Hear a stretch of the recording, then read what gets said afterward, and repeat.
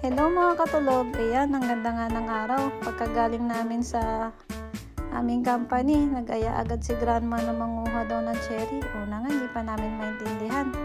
Tapos, naka full white pa kami dyan at kumuha na nga kami na kanya-kanyang basket. Ayan no, may timba pa yung isa. At ang daming cherry. Ayan, umakyat na rin ako. Akala ko nga malalaglag ako dyan. Pero okay lang din naman kasi mababa lang naman. Ayan, akay-akay nila yung hagdanan. At nag-umpisa na nga kumuha si mother ng cherry.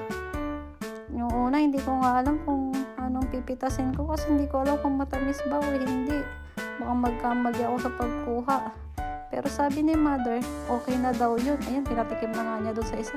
At tuwa pa siya dahil yung isa ay wow daw. Sarap daw kasi, matamis. Ayan, si mother nag-umpisa lang gumawa, diba? Perfect na perfect yung araw. Napakaganda para mamitas.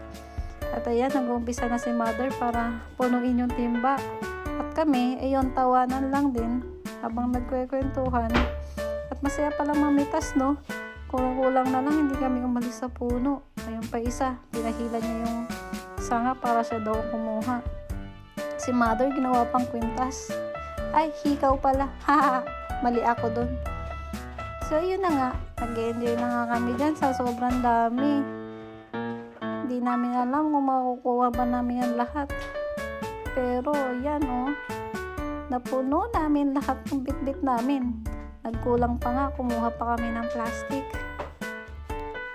Bali, 4 yung nakuha namin dyan. Ang dami, diba?